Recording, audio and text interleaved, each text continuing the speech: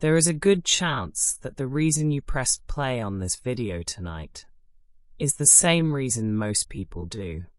You are tired. Not just the kind of tired that comes from a long afternoon, or a busy week, or one too many things on your mind. You are the kind of tired that lives a little deeper than that. The kind that makes you want to simply stop, to put everything down, to let your thoughts slow and soften and dissolve one by one, like the last light fading from an evening sky. And so you found your way here, to something quiet, something gentle, something that asks nothing of you at all. That is a good instinct, a wise one even. And tonight, as you settle in, we are going to talk about sleep. Not in a clinical way, not in a way that feels like homework or a lecture, but in the way you might talk about it with someone you trust, sitting together in a warm, low-lit room, with no particular place to be and no reason to rush. We are going to talk about why sleep works the way it does, why your body follows the rhythms it follows, why mornings feel the way they feel, and why, for so many of us, waking up is not the simple, easy thing we were perhaps told it should be. But first, before any of that, we should talk about you. Have you ever woken up and felt, within the first few seconds, that your body simply had not finished what it started? That no matter how early you went to bed, no matter how many hours had passed, the act of opening your eyes felt like surfacing from somewhere very deep and very far away? If you have, you are not alone, not even close. In fact, if that description resonates with you, there is a very good chance, a surprisingly high chance, that it is not a flaw in the way you sleep. It is not a sign that something is wrong with you. It is not proof that you are lazy or undisciplined or somehow doing rest incorrectly. It may simply mean that you are a bear. Now, that might sound like a strange thing to say, but stay with it for a moment. For the past several decades, sleep researchers have been working to understand why different people seem to be built for different rhythms. Why some people are sharp and energized before the sun has fully risen, and others do their clearest thinking long after midnight. Why certain people can fall asleep the moment their head touches the pillow, while others lie quietly awake, watching the minutes tick by. What they discovered is that these differences are not random. They are not simply habits picked up along the way, or the result of discipline or a lack of it. They are, at least in part, biological, woven into us, encoded in the particular way each of our bodies responds to light and darkness and the slow turning of the day. Researchers began organizing these patterns into what they called chronotypes, a word that comes from the Greek chronos, meaning time. Your chronotype is, in the simplest sense, the time signature your body naturally prefers. The rhythm it gravitates toward when nothing external is forcing it one way or another. And over years of research and thousands of participants, a few clear patterns began to emerge.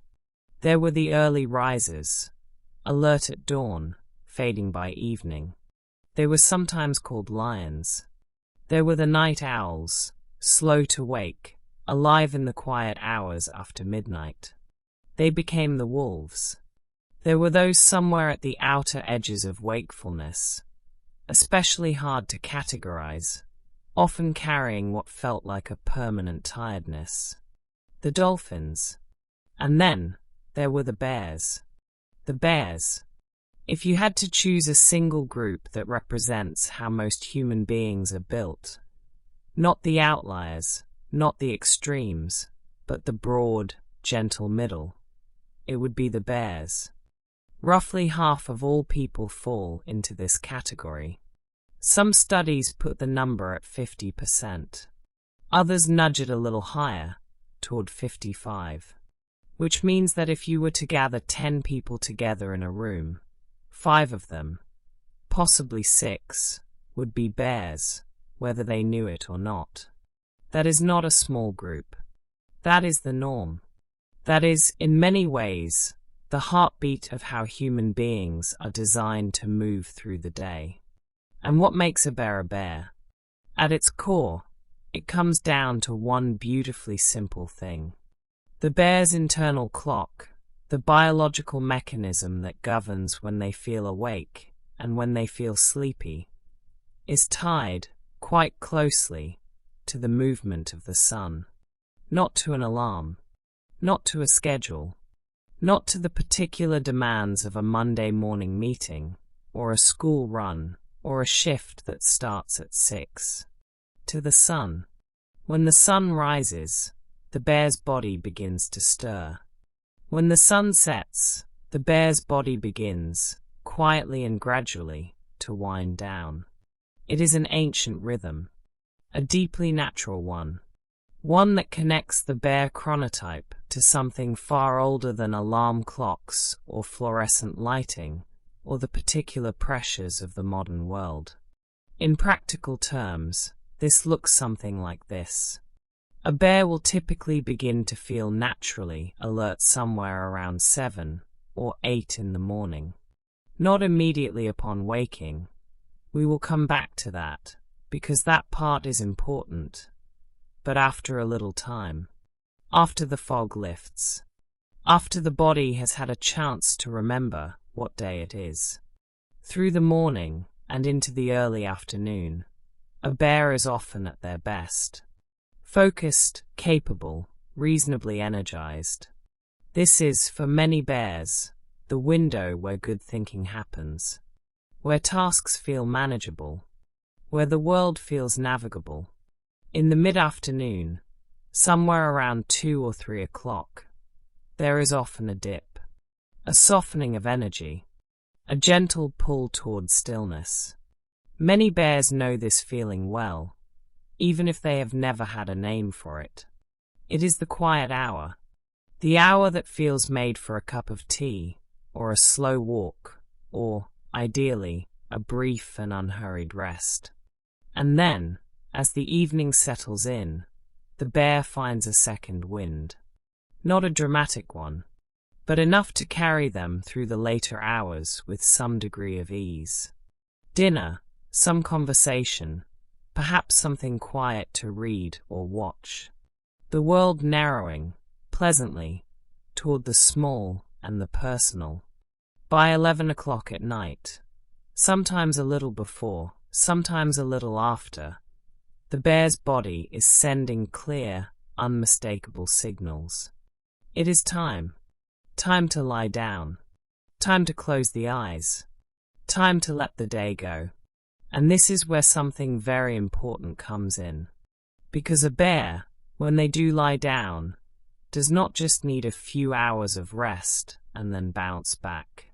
The bear is built for something more substantial than that. More thorough. More complete. Most bears need somewhere between 7 and 8 hours of sleep to feel genuinely restored.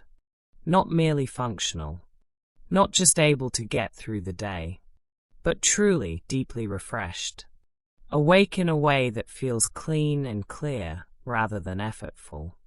For many bears, the number that matters most is closer to 8. 8 full hours, which, if you do the simple arithmetic, means that a bear who falls asleep at 11 needs until 7 in the morning to complete the sleep their body is actually asking for. 7 o'clock, just as the sun is rising. There is something quietly beautiful about that alignment, if you let yourself notice it.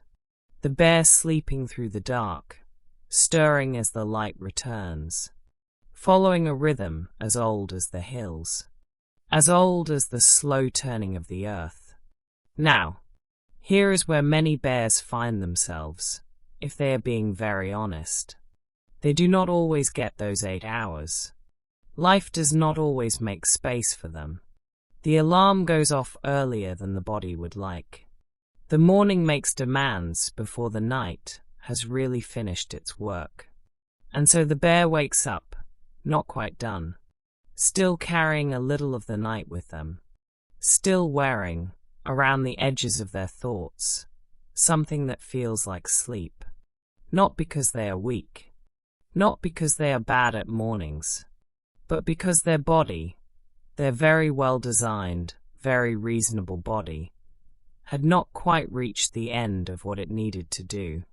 This feeling has a name, and we will spend a great deal of time exploring it together tonight. But for now, as you settle in, as your breathing slows, as the weight of the day begins to lift from your shoulders and your hands and the space behind your eyes, just know this. If mornings have always felt hard for you, there may be a very good reason. A real one. A biological one. And you are, in all likelihood, in excellent company. You may simply be a bear. And bears are built to take their time. A day in the life of a bear. Let's take a slow walk through a day. Not a rushed day. Not a particularly extraordinary one. Just an ordinary day, lived in the particular way that a bear tends to live it, following the rhythm their body was built for, moving with the light rather than against it. And as we go, you may find yourself recognizing things. Small moments, familiar feelings, the particular texture of certain hours that you have perhaps always experienced in the same way, without ever quite knowing why. That recognition is the point. Because one of the quietest, most reassuring things about understanding your chronotype is realizing that so much of what you have always felt was never strange at all. It was simply you, being exactly what you were made to be. So, let's begin at the beginning. The morning starts gradually.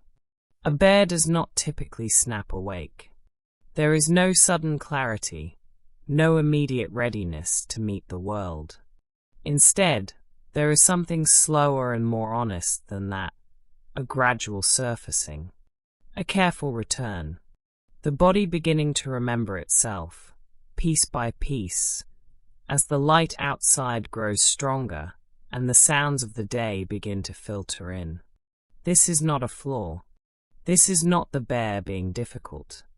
This is the bear's nervous system doing exactly what it is supposed to do, easing the transition from the profound stillness of deep sleep into the brightness and noise of a waking world. It is a buffer, a gentle one, and it serves a real purpose. For the first hour or so after waking, a bear is often operating somewhere between the two states. Not fully asleep, not fully awake, moving through the morning on a kind of quiet autopilot, making tea, perhaps, or standing under a warm shower, or sitting with something soft playing in the background while the eyes adjust and the thoughts begin, very slowly, to organize themselves. This is the hour for gentleness, for not making big decisions, for not demanding too much of yourself too soon. The bear knows, even if they cannot always name it, that the morning is not their sharpest time, and there is wisdom in honoring that, in giving the day a slow start rather than a sudden one, in letting the engine warm before you ask it to run. But then something shifts, usually somewhere around mid-morning, often around 9:30 or 10 o'clock.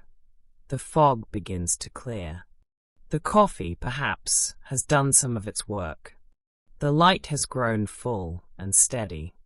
The body has finished its long, gradual handover from sleep to wakefulness, and something clicks into place. And here is where the bear comes alive. From roughly 10 in the morning until somewhere around 2 in the afternoon, the bear is, quite often, at the very peak of what they are capable of. This is their window, their golden hours. The time when thinking feels clean, when problems feel solvable, when the mind moves with a kind of ease and confidence that is genuinely satisfying to inhabit. This is not a coincidence. It is biology. During these hours, the bear's core body temperature is rising toward its daily peak, bringing with it increased alertness and quicker cognitive processing. The brain's executive functions, the parts responsible for focus, problem-solving, decision-making, creative thinking, are operating at their highest efficiency. Reaction times are faster. Working memory is sharper. The capacity to hold multiple ideas at once, to turn them over, to see connections between them, is at its most generous.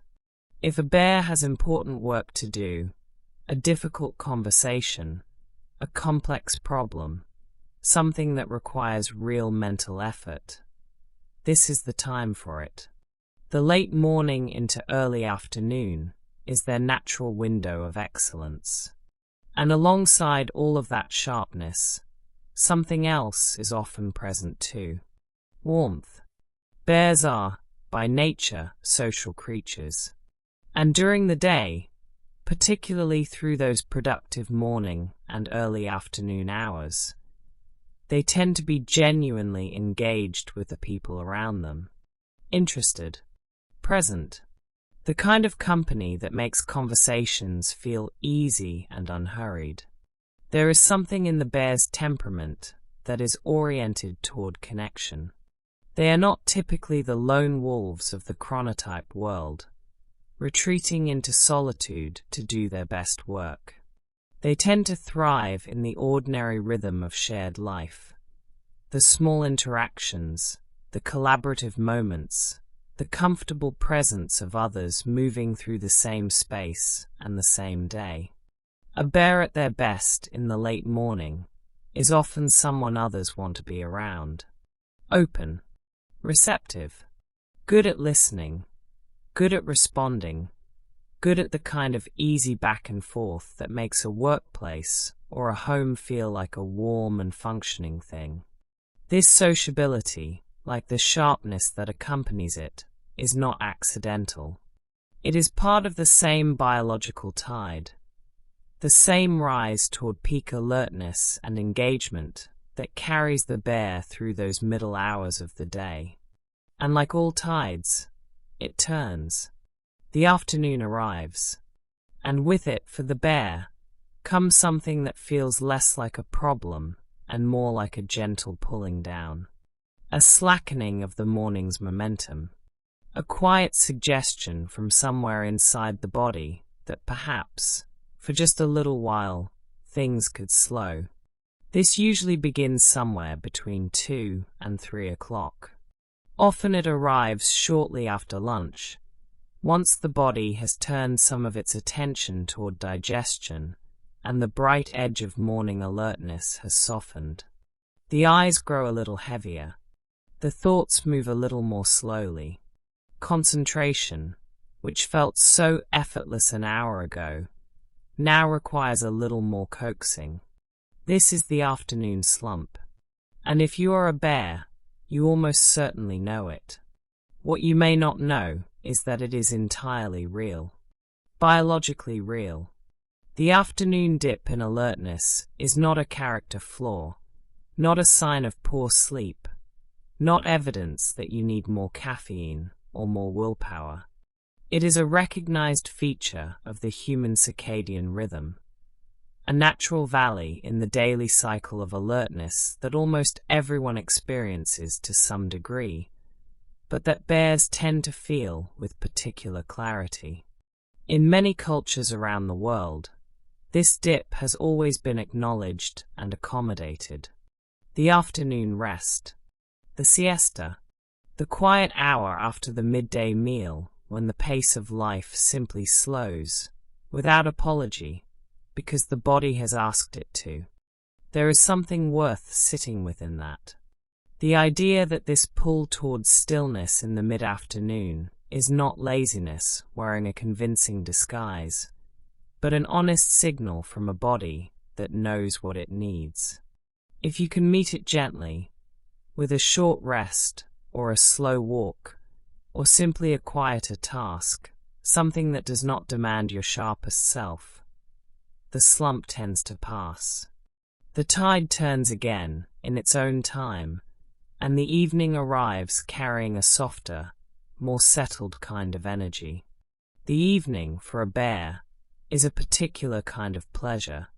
It is not the electric, restless energy of a wolf chronotype, alive and sharp in the small hours of the night. It is something gentler than that, more domestic, more oriented toward the small and the near. As the light fades and the pace of the day winds down, the bear tends to settle. There is often a second wind, a mild one, not dramatic, that carries them through the earlier part of the evening. Enough to enjoy a meal, to have a real conversation, to engage with something they find absorbing or comforting or simply pleasant. But what the evening is most naturally suited to, for the bear, is not high effort or high stakes. It is the long, gradual unwinding that good sleep actually requires. This is something worth understanding, because it matters more than many people realize. Sleep does not begin the moment your head touches the pillow. It begins long before that. It begins in the dim, quieting hours of the evening, as the body slowly reduces its temperature, as the brain gradually reduces its production of cortisol and begins increasing its production of melatonin, as the day releases its grip and the night begins to take hold. The bear's evening rhythm, that natural tendency toward quieter activity, lower stimulation, a softening of the pace, is not accidental. It is preparation. It is the body doing the slow, careful work of getting ready for one of the most important and restorative things it will do in any given 24 hours. A long, calm evening is not wasted time for a bear. It is an investment. It is the runway that allows deep, restorative sleep to actually land. And so, somewhere around 11 o'clock, perhaps a little before if the day has been full, perhaps a little after if the evening has been particularly pleasant, the bear arrives at the end of their day. Not with a crash, not with a sudden, overwhelming exhaustion, but with something more like a natural conclusion. The sense that the day has been lived, that the light has done what it came to do, and that now, it is time for something else entirely. The pillow, the dark, the slow loosening of everything held. And this is where the bear is perhaps at their most perfectly adapted. Because the sleep that follows a well-lived bear day, one that moved with the natural rhythm rather than against it, is often deep and long, and genuinely restorative in a way that cannot quite be replicated by any other kind of rest. 7 to 8 hours, ideally closer to 8. That is what the bear's body is asking for. And when it receives it, when the bear is allowed to complete the full arc of a night's sleep without being pulled out of it too early, the morning that follows feels different. Softer, more manageable, more like a beginning than an interruption. There is something quietly reassuring about all of this, if you let yourself take it in.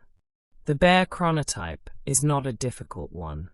It is not particularly demanding, or unusual, or hard to work with. It is, in many ways, the chronotype most naturally suited to the shape of ordinary life.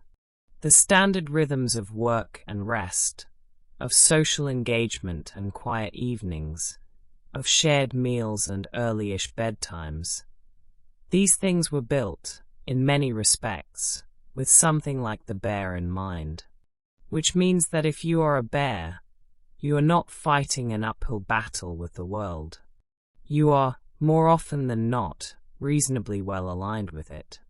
The challenge is simply to honor the rhythm rather than override it. To protect the sleep that the rhythm is built around. To let yourself be, as much as possible, the bear you are. Because a bear who is well rested, who has moved through their day with the natural rise and fall of their own biology, is a wonderful thing to be. Steady, warm, present, capable in the right moments, and restful in the rest of them. That is not a bad way to move through a life. And now, as your own evening deepens around you, as the day you carried today begins to put itself away, you might notice that your body is already doing what it knows how to do. Settling, softening, preparing. You don't need to do anything to help it along. You don't need to try. The rhythm knows its own way. It has always known. Just let the evening do its work. The struggle, why mornings feel so hard. There is a moment that almost every bear knows.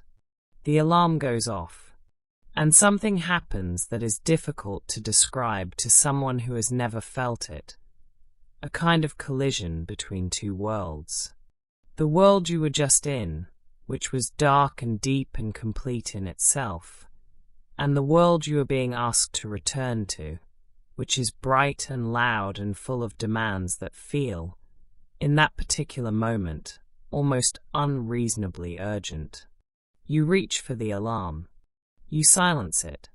And then you lie there for a moment, or several moments, in a state that is neither one thing nor the other. Not asleep. Not awake.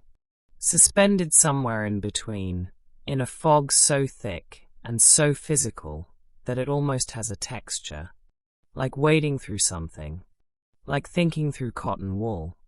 The snooze button, if there is one, exerts a pull that feels less like laziness and more like gravity. You press it, and for the next 9 minutes, or 18, if you are being very honest, you drift. Not back into real sleep, not quite, but into something that feels almost like it. Something softer and warmer than the sharp fluorescent reality of a morning that has already begun without you.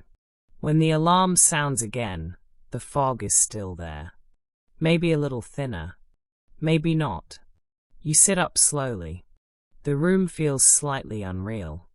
Your thoughts, when you reach for them, feel slippery, hard to hold, hard to arrange in any useful order.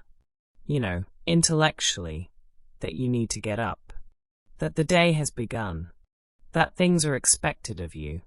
But between knowing that and actually feeling ready to meet it, there is a gap that feels, some mornings, almost impossibly wide. This is the morning that bears wake up to. And it has a name. It is called sleep inertia. It is a real, documented, biologically measurable state. Not a mood. Not an attitude. Not something that could be fixed with the right mindset or a sufficiently motivational alarm tone. It is a physiological condition, a transitional state that the brain enters during the process of waking, characterized by reduced alertness, impaired cognitive function, and a powerful, persistent desire to return to sleep. The word inertia is borrowed from physics. You may remember it from school. The principle that an object in motion tends to stay in motion, and an object at rest tends to stay at rest. The brain, in this context, is the object at rest. It has been doing something profound and deeply necessary all night, and it does not switch from that state to full wakefulness in an instant. It resists the change. It pushes back, gently but firmly, against the sudden demand to be somewhere else entirely. That resistance is sleep inertia. And for bears, for people whose sleep drive runs deep and whose bodies are built for long, full nights of rest, it can be one of the most defining experiences of their daily lives. To understand why it happens, it helps to think about what sleep actually is.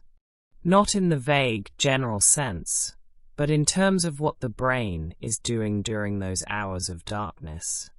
Sleep is not a single, uniform state.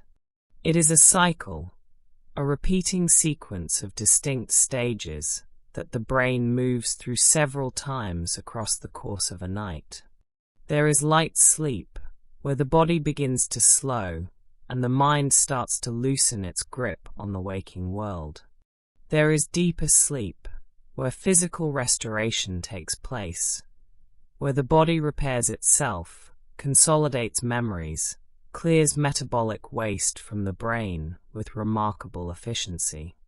And then there is REM sleep, the dreaming stage, where emotional processing happens, where the experiences of the day are woven into the larger fabric of long-term memory. The brain cycles through these stages roughly every 90 minutes. And across a full night's sleep, it does this 4 or 5 times, with the balance between the stages shifting as the night progresses. The early part of the night tends to be dominated by deep, slow-wave sleep, the most physically restorative kind. The later part of the night tilts toward REM, lighter, more active, closer to waking, which means something important. If you wake up after a full 8 hours, you are likely emerging from a later, lighter stage of sleep. The transition from that lighter state to wakefulness is relatively smooth. The brain is already, in a sense, partway there. The fog of sleep inertia is present, but it lifts more quickly. But if you wake up early, if the alarm cuts into the first 6 hours rather than the full 8, you may be waking from a very different place. From deep, slow-wave sleep.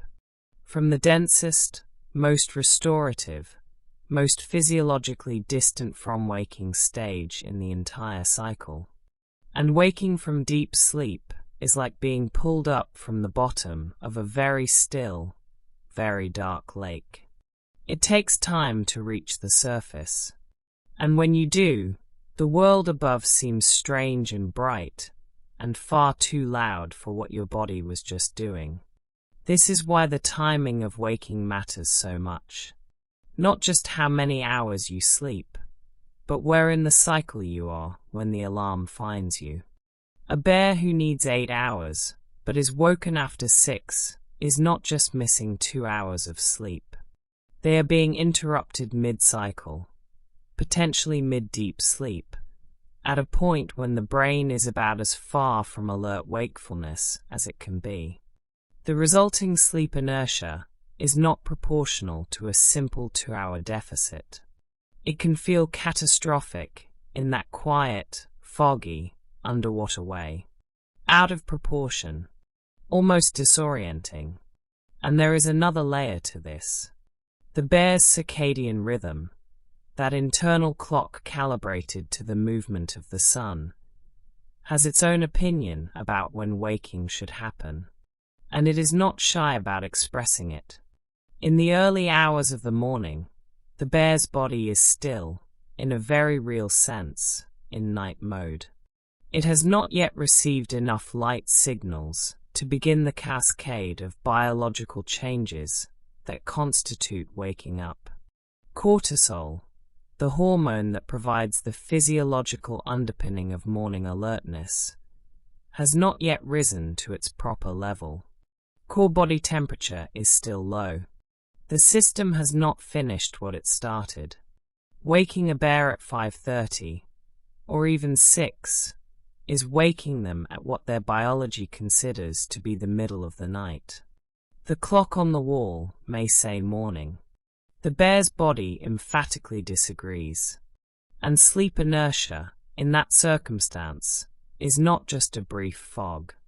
It can stretch across the better part of an hour, sometimes longer, a thick, persistent, genuinely impairing state that makes the simplest tasks feel like they require unusual effort. Finding words, making decisions, reading something, and having it actually register. There is something worth pausing on here. Because many bears have spent years, sometimes their entire lives, interpreting this experience as a personal failing, as evidence of something deficient in them. They watch other people appear to wake easily, to move through mornings with what looks like effortless readiness, and they conclude that those people have something they lack. Discipline, perhaps, or the right habits, or simply a better relationship with mornings. But what they are often actually observing is a difference in chronotype.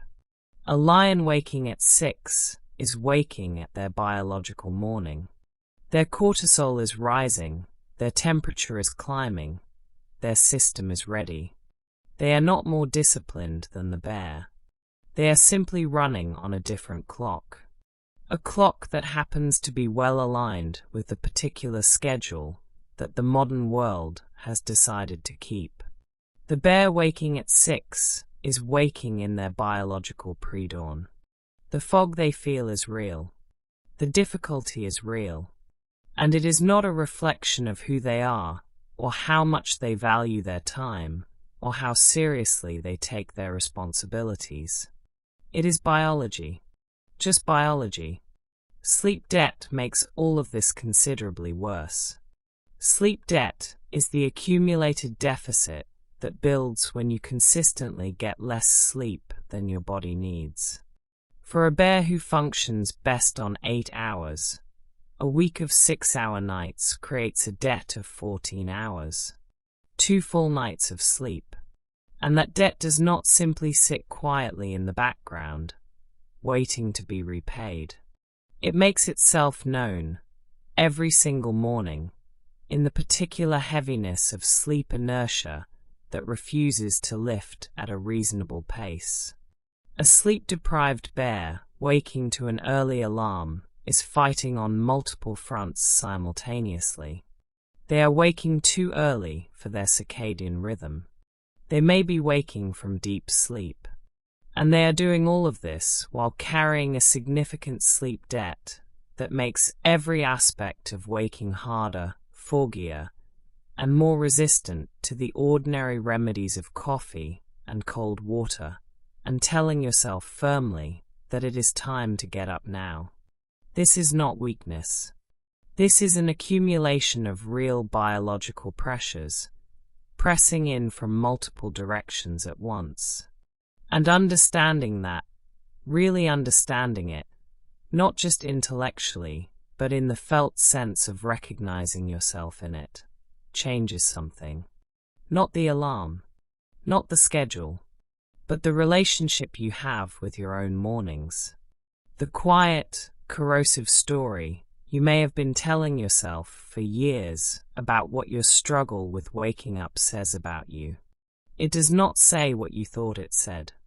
It says that you are a bear, that you have a high sleep drive, that your body takes its sleep seriously, protects it, resists having it cut short, that your mornings are hard because the biology underlying them is real, not because you are. And here, in the particular darkness of wherever you are right now, that might feel like something worth receiving. You have probably had a lot of mornings, a lot of alarms, a lot of slow, foggy, effortful beginnings to days that demanded more of you than you felt, in that moment, equipped to give. A lot of times you hit snooze and felt vaguely guilty about it. A lot of times you dragged yourself upright, and through the first hour, wondering why it always felt like this, why it never seemed to get easier, whether there was something fundamentally wrong with the way you were built. There wasn't. There isn't. You were built for deep sleep and long nights and slow, gradual mornings.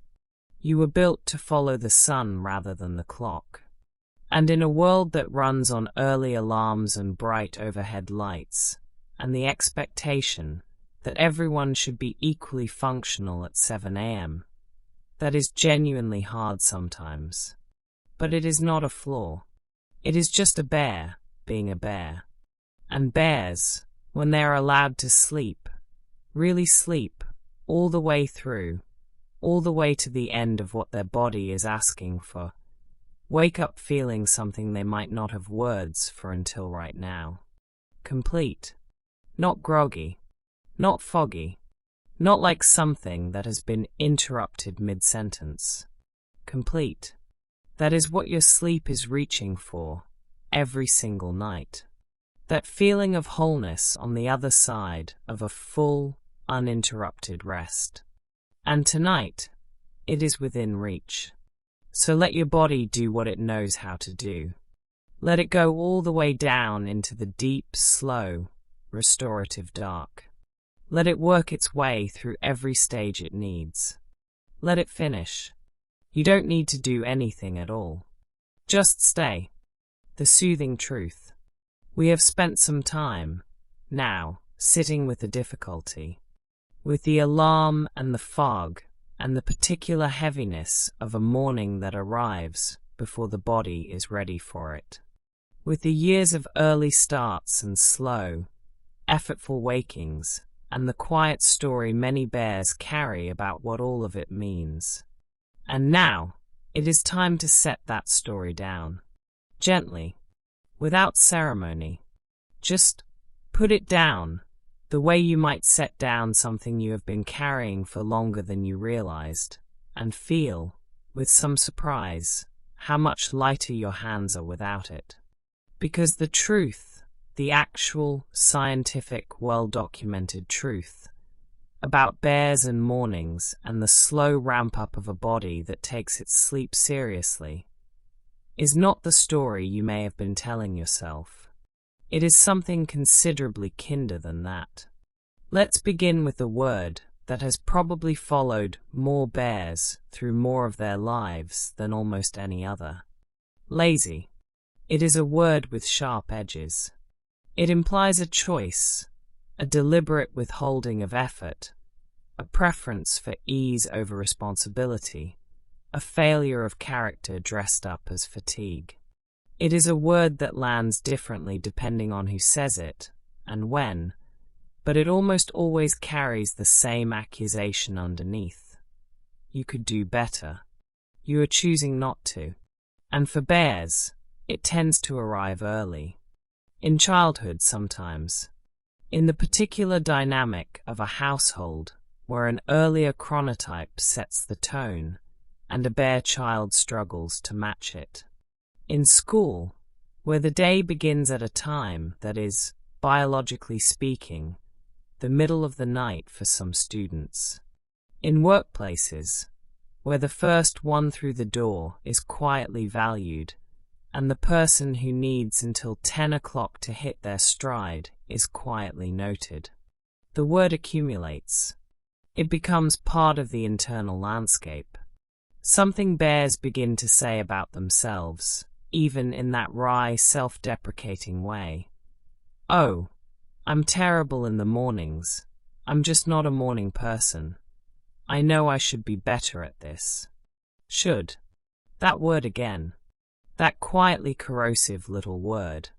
Here is what the science actually says. The bear chronotype does not involve a slow morning because of any deficiency in motivation or discipline or the genuine desire to meet the day.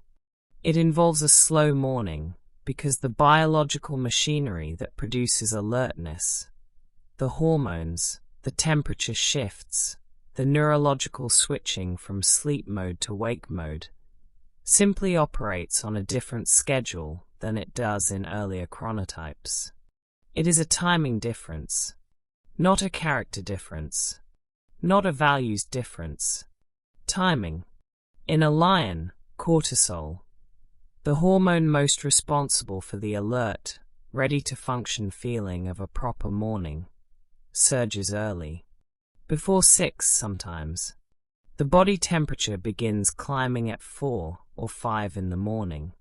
By the time the alarm goes off, A lion's system has already been preparing for wakefulness for an hour or more. They open their eyes and they are, more or less, already there. In a bear, this same process begins later. The cortisol rises gentler and arrives closer to when the sun actually appears in the sky. The temperature climb starts later. The neurological handover from sleep to wakefulness unfolds over a longer arc. Not because the system is defective, but because it is calibrated to a different, and entirely valid, point on the daily clock. The bear is not choosing to be slow in the morning, any more than a sunflower chooses which direction to face. It is simply oriented toward a particular rhythm, and that rhythm has its own integrity, its own wisdom, its own perfectly good reasons for being the way it is. Laziness requires intent. The bear's slow morning has none. It is simply biology, doing what biology does, following its own unhurried logic, regardless of what the clock on the wall has to say about it. And here is something that took researchers some time to fully appreciate, but that feels, once you hear it, almost obvious. A slow, gentle, unhurried start to the morning is not just something bears tolerate. It is not a compromise, a second-best option, a workaround for a limitation. For the bear chronotype, easing into the day is actually the most effective approach there is. It is the one most aligned with how their brain and body actually work. Think about what happens when a bear is forced into an abrupt, high-demand morning. The alarm at 5:30. The immediate requirement to be functional, communicative, decision-making, responsive. The cold commute. The meeting that starts before the coffee has done its work. The expectation of full performance at an hour when the bear's brain is still, biologically, in the process of becoming itself.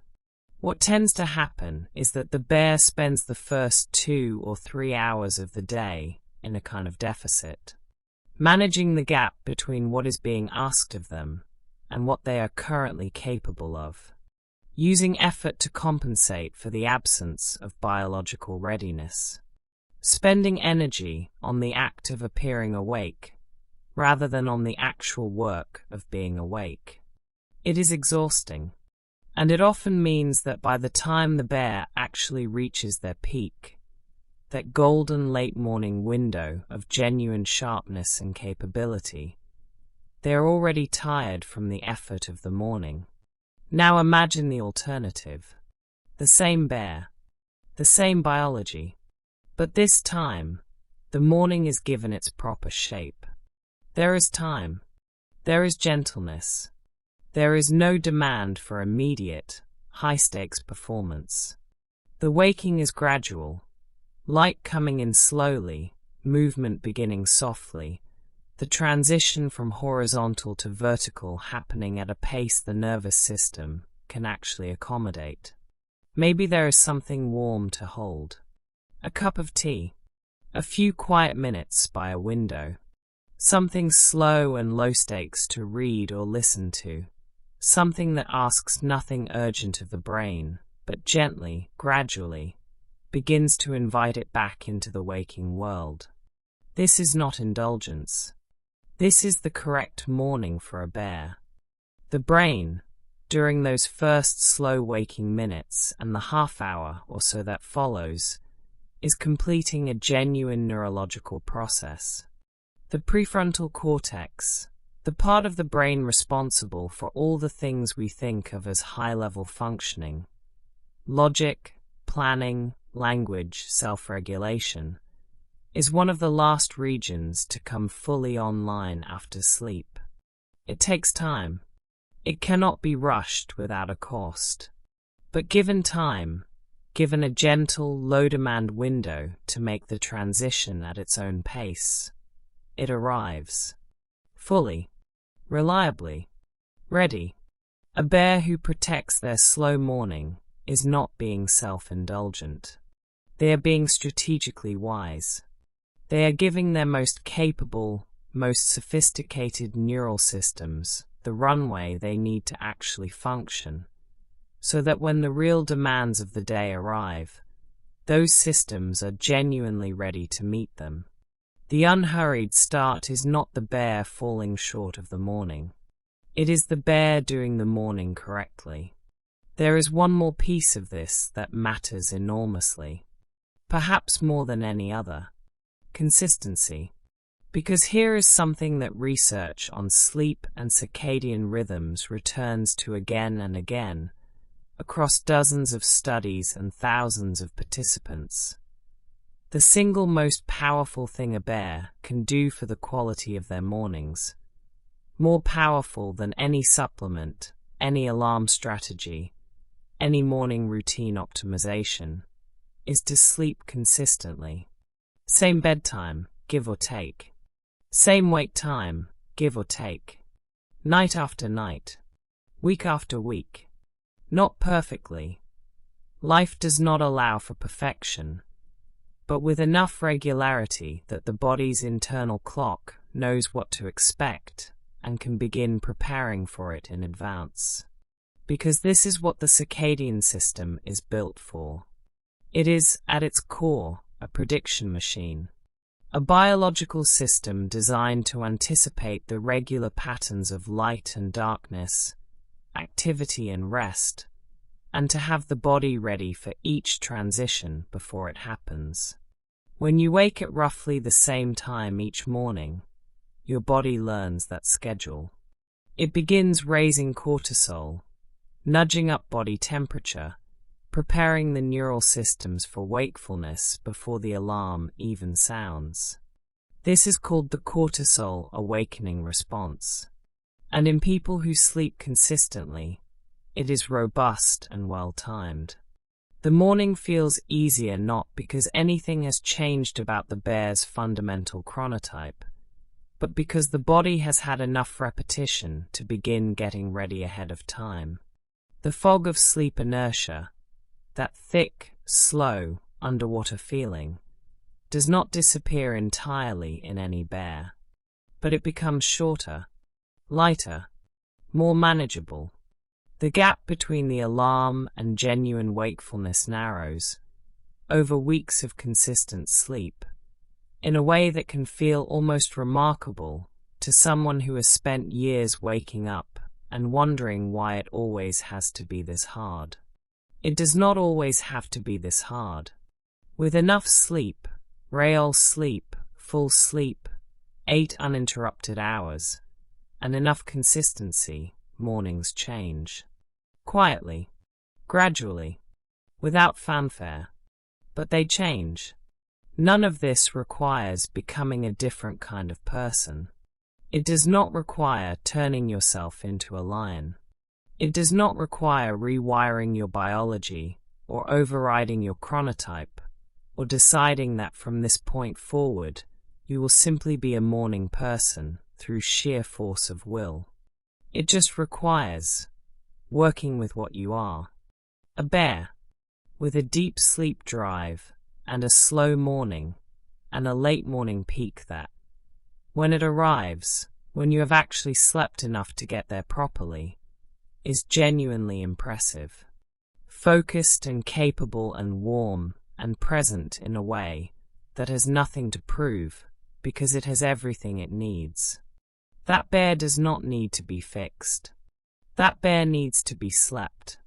And so, as you lie here now in whatever quiet space you have made for yourself tonight, as your breathing slows and your thoughts begin to lose their edges, and the day behind you starts to feel less vivid and less pressing, this is the thing worth holding, if you hold anything at all. You are not behind. You are not failing at mornings. You are not broken in some small, sleep-related way that everyone else has managed to solve. You are a bear, running on the most natural clock there is, built for the long, dark, restorative night, built for the slow, honest, gradual morning, built for a day that rises and falls in its own good time. And tonight, right now, you are doing the most important thing a bear can do. You are resting, really resting, completely, without apology, and without a timer, and without the quiet background pressure of feeling like you should be doing this better or faster or more efficiently. Just resting. Let your body take what it needs. Let the night do its long, careful, generous work. Let the morning wait for you, because it will. It always does. You do not have to earn this. You just have to stay. How bears can wake up easier. There is something quietly lovely about understanding a problem well enough to begin working with it rather than against it. Not fighting it. Not trying to overpower it or trick it or white-knuckle your way through it every single morning. But understanding it, the actual shape of it, the real biology underneath it, well enough to make small, intelligent adjustments that give your body a little more of what it needs. That is what this part of our time together is about. Not a list of demands. Not a strict regimen or a 5-step morning protocol that requires an alarm at 4:45 and a cold plunge and 17 minutes of journaling before the sun comes up. Nothing like that. Just a few gentle, well-supported ideas about how a bear, your particular sun-following, deep-sleeping, slow-waking kind of person, might make the transition from night to morning a little easier, a little softer, a little more like something that happens to you rather than something that happens at you. Take what feels right. Leave what doesn't. These are suggestions, not instructions. Your body will know which ones belong to it. Let's start at the very foundation. Because everything else, every strategy, every small adjustment, every gentle trick for easing the morning fog, rests on one thing above all others. And that thing is simply this. Sleep enough. It sounds almost too simple to be worth saying. But the research is extraordinarily consistent on this point, and it is worth sitting with rather than skipping past. For a bear, the target is 7 to 8 hours, and for many bears, perhaps most, the number that makes a genuine, noticeable difference is the one closer to 8. Not 7.5, grudgingly achieved. 8 full hours, protected, prioritized, treated with the same seriousness that you might give any other genuinely important thing in your life. This matters more than almost any other variable. A bear who is running a significant sleep debt cannot be rescued by caffeine or cold water or a particularly strategic morning routine. The debt will make itself known. The fog will be thicker and longer and more resistant. The day will cost more than it should. But a bear who has slept enough, who arrives at the morning with a full night behind them rather than a partial one, is working with an entirely different set of conditions. The same biology that makes mornings hard when sleep is short makes them manageable, even pleasant, when sleep is complete. So, 11 at night to 7 in the morning, roughly. That is the bear's natural window, not as a rigid prescription, but as a gentle anchor, a rhythm to return to when life allows, and to approximate as closely as possible when it does not. If you are listening to this tonight, and you have the gift of an undemanded morning tomorrow, that window is yours. Claim it without guilt. Sleep all the way to the end of it. Let your body arrive at waking in its own time, from the lighter end of its own cycle, and notice what that morning feels like compared to the ones that come from interrupted nights and early alarms. There is a difference. It is real, and it belongs to you.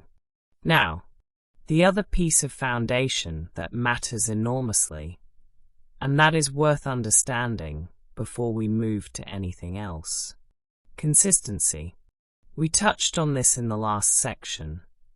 The way the body's circadian clock is a prediction machine, designed to prepare for waking before the alarm sounds, if only it knows when the alarm is coming. And that predictability comes entirely from regularity. The same wake time every morning, including weekends. This is the part that tends to meet a little resistance. Because the weekend lies in the glorious, unhurried, completely unscheduled sleep until 10 or 11 on a Saturday morning. Feels, in the moment, like a profound and well-deserved luxury. And in some ways it is. But it comes with a cost that sleep researchers have a name for: social jet lag. When a bear sleeps until 10 on Saturday, and then tries to fall asleep at 11 on Sunday night, the body is confused. It has received signals that say morning happens at 10 o'clock. 11 o'clock Sunday night is, from its internal perspective, the middle of the afternoon. And so Sunday night sleep comes slowly, if at all, and Monday morning arrives wearing all the worst qualities of the hardest mornings of the week. The most powerful thing, more powerful than any supplement, any routine, any clever strategy, is a consistent wake time. Not a punishing one, not an unnaturally early one. Simply the same one, day after day, reliable enough that the body can begin to prepare. Over time, weeks, sometimes months, a bear who keeps a consistent wake time will notice something shift. The mornings do not become effortless, but they become easier. The fog lifts a little faster. The gap between the alarm and actual functioning shrinks. The body, having been given the repetition it needed to calibrate itself, begins meeting you halfway. That is the gift of consistency. It is quiet and gradual and entirely unglamorous. But it is real. Light is the language the body uses to set its clock. This is not a metaphor. It is literally how the circadian system receives its daily instructions. Specialized cells in the retina, cells that exist for no other purpose, detect the particular quality of natural morning light and send a direct signal to the brain's master clock, a tiny region called the suprachiasmatic nucleus. And that signal says, it is morning. Begin the sequence. Start raising cortisol. Start warming the body. Begin the long, careful process of becoming awake. Light is, in this sense, the most powerful waking tool available to any bear. And it is free, and it is gentle, and it requires nothing more than opening a curtain. In the morning, as soon as you are able, even if you are still moving slowly, even if you are still very much in the process of waking rather than fully woken, let the light in.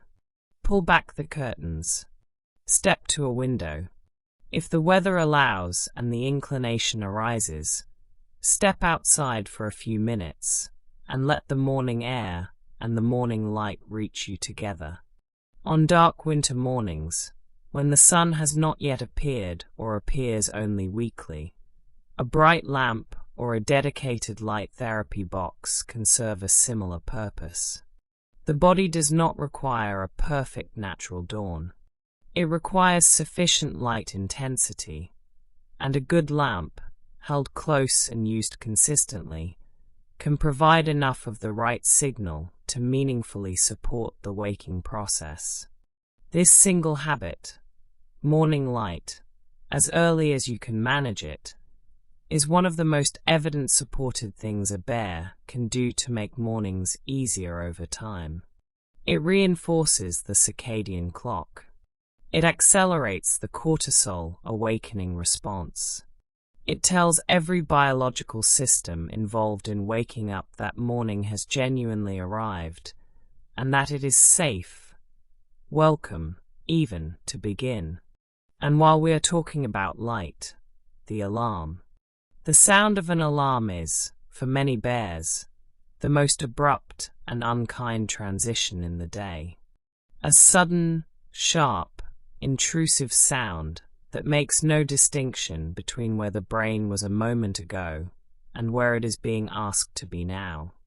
It is, neurologically speaking, a small shock. And like any shock, it activates stress responses that are not particularly helpful for a gentle, well-functioning morning. A gentler alarm, one that rises gradually, that begins at the softest edge of audibility and grows slowly toward waking, works with the brain's natural transition rather than against it. It gives the nervous system a little warning, a little time to begin surfacing on its own, so that by the time the sound is fully present, the brain is already partway there rather than being yanked from the depths. If you have the option of choosing a gentler alarm, choose it. The difference is small but real. And small differences, accumulated across hundreds of mornings, add up to something significant. The body wakes up from the inside out, and movement, even very gentle movement, helps it along.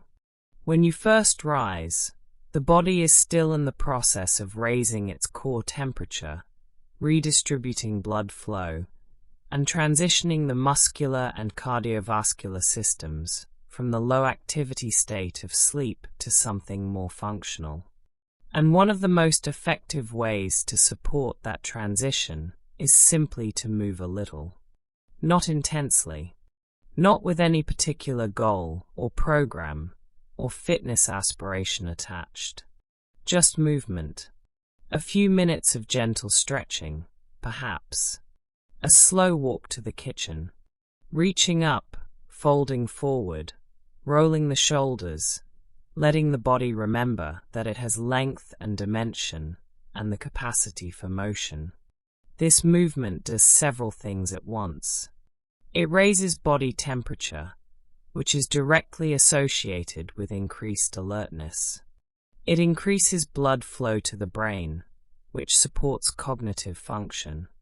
And it sends a clear proprioceptive signal, through the muscles and joints and the movement of the body through space, that waking has happened, that the body is upright and in motion, that the transition from sleep to wakefulness is underway. Alongside movement, water has a role to play. Splashing cool water on the face activates the same reflex that divers use. A parasympathetic response that briefly sharpens alertness. A warm shower that transitions to cooler water at the end does something similar, nudging the nervous system toward a more alert state while carrying the pleasant, grounding quality of warmth. None of this is complicated. None of it requires anything you do not already have. It is simply a matter of giving the body the small physical prompts it is designed to respond to: light, movement, temperature, and letting them do their gentle work.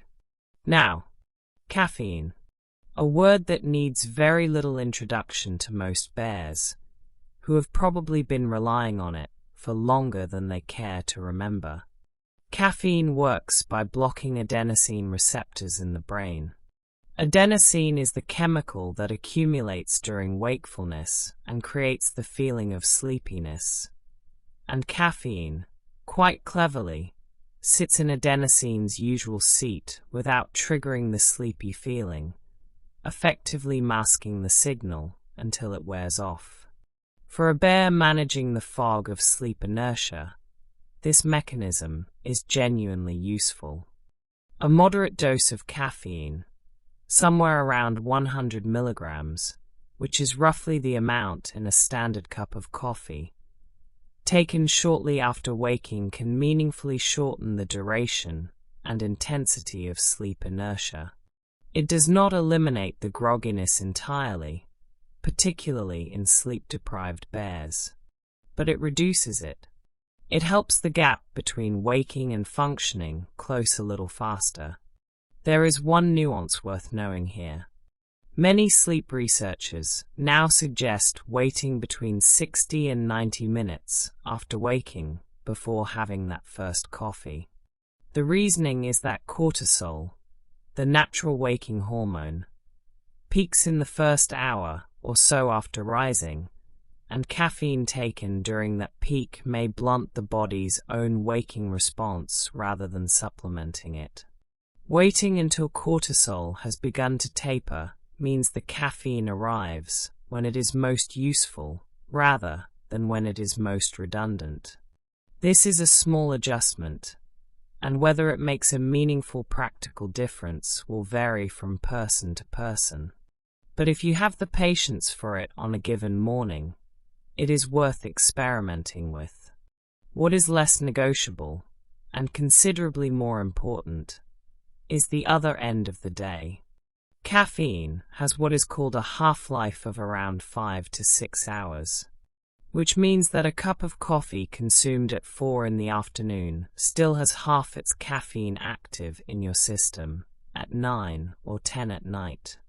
And that caffeine, circulating quietly while you are trying to wind down, trying to let melatonin rise, trying to ease the body toward the 11 o'clock sleep that a bear needs, that caffeine is working against you. Not dramatically, perhaps. You may not lie awake staring at the ceiling, but it can delay sleep onset, reduce the proportion of deep slow-wave sleep, and leave you arriving at your morning carrying slightly more of the night than you should. Slightly more fog.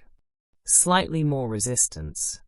For a bear who needs their full 8 hours and their slow, natural wake, the afternoon coffee is one of the quietest and most common things that quietly undermines it. Finishing caffeine by early afternoon, 2 o'clock roughly, is one of the gentler and more effective adjustments a bear can make. Not a dramatic sacrifice, just a small, strategic shift that protects the part of the day that matters most. The night. Taken together, none of these things are particularly demanding. Sleep enough. Sleep consistently. Let in the light. Choose a gentle alarm. Move a little. Use caffeine wisely and not too late. These are not the habits of an optimized, high-performance morning routine.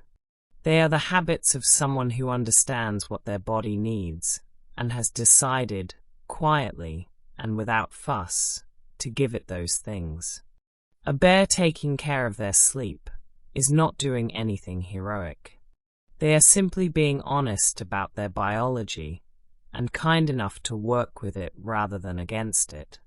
And that kindness, given consistently over time, compounds.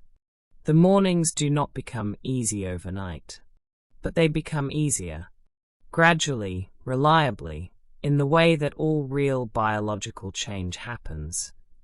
Not all at once, but steadily, over the accumulation of many ordinary nights and many ordinary mornings. Until one day, without quite being able to say when it happened, you realize that the fog is lighter than it used to be, that you are finding your feet a little faster, that the day, when it arrives, feels like something you are walking into rather than something landing on top of you. That is what consistent, well-protected bear sleep builds toward. Not a perfect morning, just a better one. And better is more than enough. For now, though, the morning is far away. There is only tonight. This quiet, this dark, this particular softness of a night that has not yet asked anything of you and has no intention of doing so. Your body is already beginning its work. Temperature dropping slowly. Melatonin rising gently. The day releasing its grip. One thought at a time. There is nothing left to do. Just let it happen. Work with your biology.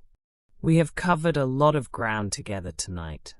We have talked about what it means to be a bear, that broad, sun-following, deeply sleeping majority of people who move through their days in a rhythm as old as the light itself. We have walked through the arc of a bear's day, from the slow morning through the sharp late morning peak, and the gentle afternoon dip, and the quiet, winding down evening. We have sat with the difficulty of mornings, named it properly, given it its real shape, not laziness, not failure, not a character flaw in disguise, but sleep inertia, a genuine, measurable, biologically legitimate state that deserves understanding rather than judgment. We have talked about the things that help, light and consistency in gentle movement, and the quiet discipline of protecting sleep above almost everything else. And now, in this last stretch of time together, we arrive at something that feels, to me, like the most useful place of all. Not the science of what you are, but the practical art of working with it. The small, intelligent, deeply undramatic ways of arranging your days so that your biology becomes a current you move with rather than one you are always swimming against. Let's begin in the morning, right at the beginning of it. Imagine, for a moment, that you have woken up. The alarm has sounded, gently, as we discussed, and you have opened your eyes into the particular quiet of an early morning. The light is beginning at the window. The day has not yet made any demands. And you have something that is, for a bear, genuinely precious. Time. Not a lot of it. 20 minutes, perhaps. 30. A small protected window of unstructured, low-pressure morning time that belongs to no task, and no obligation, and no other person's needs. This is not wasted time. This is not time stolen from productivity. This is, for the bear's brain and body, one of the most functional investments you can make in the quality of everything that follows. Because what happens in those first 20 to 30 minutes of unhurried waking is that the neurological transition from sleep to full wakefulness completes itself. The prefrontal cortex, remember, the last region to come fully online, finishes its slow, reliable boot-up. Cortisol reaches its proper level. Body temperature continues its climb toward the daily peak. The systems that will be responsible for your clearest thinking, your best decisions, your most capable and engaged self, those systems are given the time they need to actually arrive. A bear who rushes from alarm to obligation in 10 minutes is asking those systems to perform before they are ready. And they will try. They are good systems, but they will be performing at 80% or 70%, and it will cost something. In effort, in errors, in the particular tiredness that comes from working harder than you should have to. A bear who protects those first 20 or 30 minutes, who uses them for something gentle and self-directed, something that asks little and gives back warmth, arrives at the real demands of the day from a fundamentally different starting point. Ready, genuinely ready, not performing readiness, but actually in possession of it. What does that protected time look like? It looks like whatever is quiet and pleasant and low stakes for you, specifically. A cup of something warm, held with both hands. A few minutes outside in the morning air. Some slow stretching. Something to read or listen to that interests you without urgently demanding your response. The unhurried movement from bedroom to bathroom to kitchen without a phone in your hand, or a schedule already ticking in your mind. It is a small thing, and it changes the whole shape of the morning. Now, the heart of the bear's day. If there is one piece of structural knowledge that a bear can carry into their working life, into the arrangement of their schedule, the planning of their week, the decisions about when to do what, it is this. 10 in the morning until 2 in the afternoon is your window. Not just a good time, your window. The hours when the biology that governs your thinking has reached its peak, when the systems responsible for focus and creativity and complex reasoning and clear communication are operating at their highest capacity. When problems that felt tangled can be seen clearly. When conversations that require your full presence are easiest to hold. When the work that matters most will receive the best of what you have to give. This window is not infinitely wide. It does not last all day. But within it, a bear can be genuinely formidable, focused in a way that feels almost effortless, capable in a way that does not require constant effort to sustain. The practical implication of this is both simple and quietly powerful. Protect that window, as much as your circumstances allow. And life does not always allow as much as we would like, which is fine and real and worth acknowledging. Try to keep your 10 to 2 window clear of the low-value things. The administrative tasks that don't require your sharpest mind. The emails that are routine. The meetings that could be messages. The organizational work that is necessary but not demanding. Those things belong to the edges of the day. To the early morning, when the brain is still warming up and routine tasks are well within its capabilities. Or to the late afternoon, when the peak has passed and something less demanding is actually the better match for where you are. The window, that 4-hour stretch of genuine cognitive peak, belongs to the work that deserves it. A project you are proud of. A problem worth solving properly. A conversation that needs your full attention. A decision that will matter beyond today. Give those things your 10 to 2. And notice what becomes possible when the work you care about most meets the version of you that is most capable of doing it justice. And then, around 2 o'clock, the afternoon arrives with its familiar, gentle pull towards stillness. The slump, as we have called it, that natural dip in the circadian alertness cycle that visits every bear with reliable consistency, regardless of how well they slept or how good the morning was.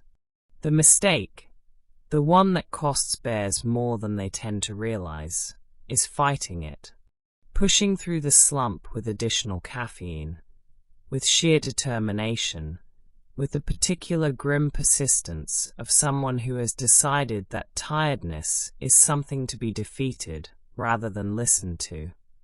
This works, after a fashion. It gets you through the hours, but it does so by borrowing against the evening and against the night, in ways that accumulate quietly over time. The wiser approach is to work with the slump rather than against it. A short walk, taken outside if possible, does something remarkable in the mid-afternoon.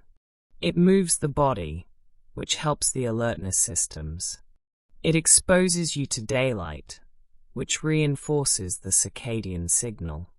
It provides a genuine break from sustained cognitive effort, which allows the attentional systems to refresh rather than simply deplete. And it requires almost nothing, 10 or 15 minutes, a reasonable pair of shoes, and the willingness to step away from whatever screen or desk has been holding you. A brief rest works too.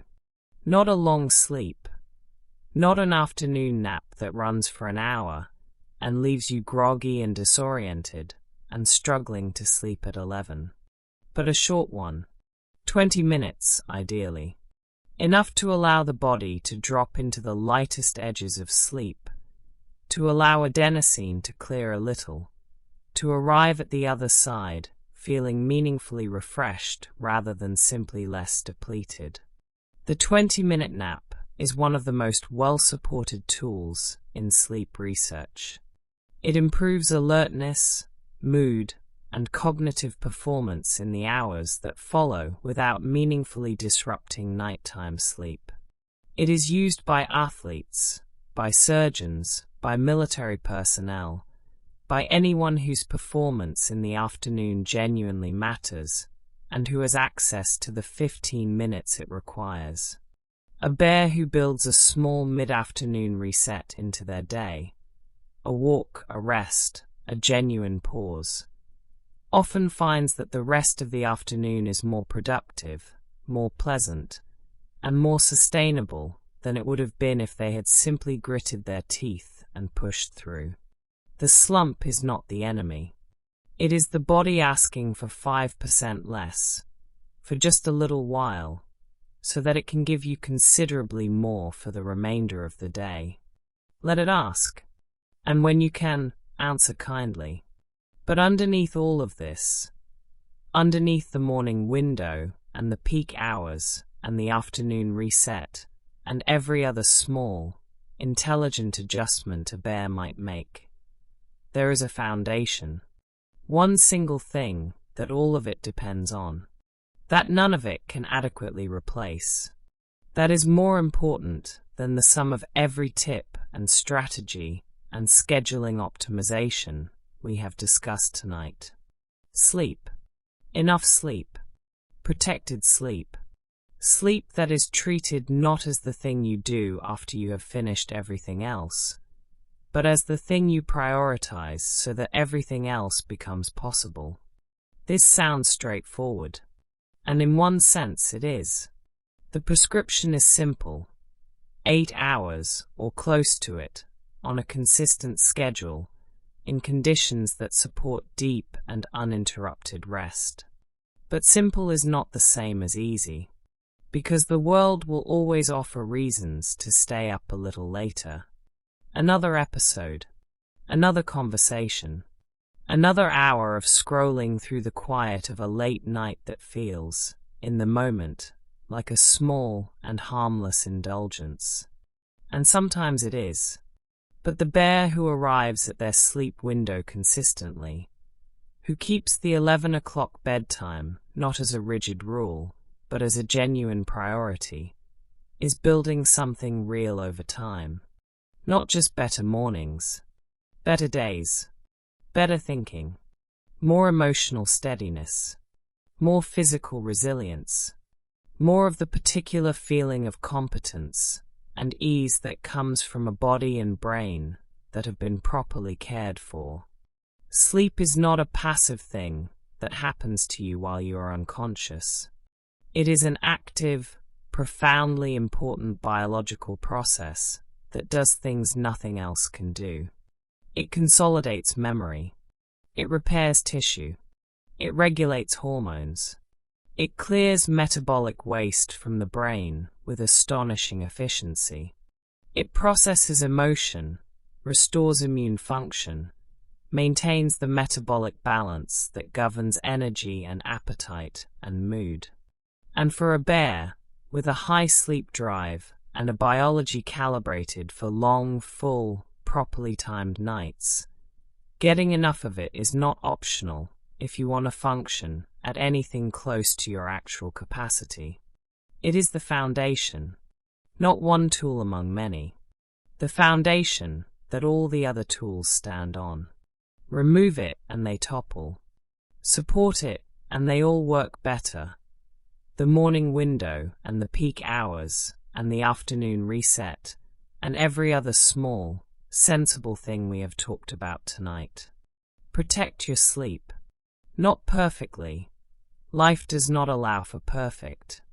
But genuinely, consistently, as an expression of the understanding that you are a bear, that bears need their 8 hours, and that those 8 hours are not an extravagance or a weakness, but a biological requirement that deserves to be honored.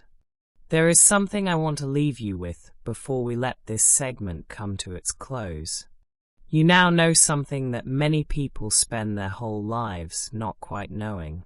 You know the shape of your own rhythm, the particular biology of the way you wake, and the way you work, and the way you wind down, and the way you rest. You know why mornings feel the way they feel, and what can be done, gently, practically, without heroics, to make them feel a little better. That knowledge is not a small thing. Understanding the rhythm you were built for, really understanding it from the inside, in a way that replaces confusion and self-criticism with something more honest and more kind, changes the relationship you have with your own days. It turns the difficult parts from evidence against you into simply information about you. Useful, interesting, workable information. You are a bear. You run deep. You sleep long. You wake slowly and warm slowly, and then, when you are ready, when the morning has done its work and the light has reached you and the systems have had the time they needed to come fully online, you arrive. Fully, warmly, capably. That arriving is worth waiting for. And everything we have talked about tonight, the consistent schedule, the morning light, the protected peak hours, the afternoon rest, the early enough bedtime, all of it is simply the art of making conditions that let that arriving happen as reliably and as fully as possible. Work with your biology, not against it, not around it, not in spite of it, with it. The current has always been there. It has always known where it is going. You just needed to know it well enough to stop swimming the wrong way. And now, tonight, you have done something genuinely useful. You have let yourself be still. You have given your mind something quiet to rest against. You have spent time understanding the thing your body does every night, the deep, important, irreplaceable work of sleep. And in doing so, perhaps, you have made a little more room for it. Room to let tonight be a full one. An uninterrupted one. The kind of sleep a bear was built for. Your biology knows exactly what to do from here. It has always known. All that is left for you to do is exactly nothing at all.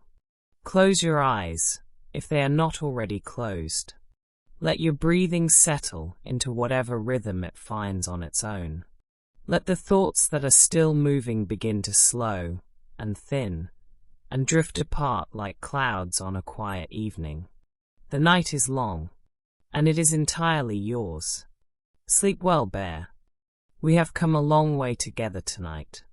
Through the science and the rhythm and the fog of early mornings and the warmth of late ones. Through the biology of what you are and the gentle, practical art of working with it rather than against it. And now, at the end of all of it, there is really only one thing left to say. Something simple.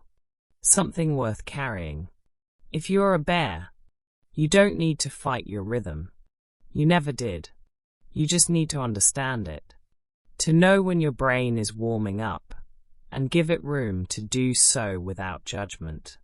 To know when it shines, that clear, capable, quietly impressive window of late morning into early afternoon, and to save your best work for those hours.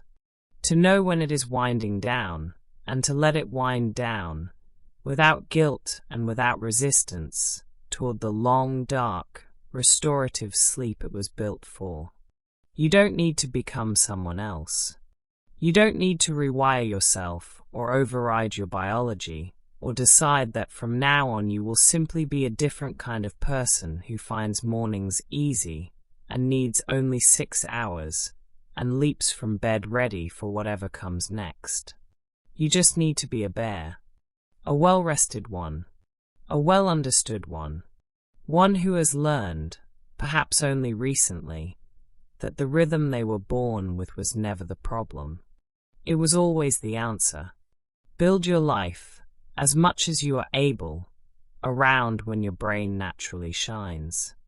Protect the sleep that makes the shining possible. And on the mornings that are still hard, and some of them will be, because that is simply part of being what you are, be kind to yourself about it. The fog is real. The slowness is real. And it will lift. It always lifts.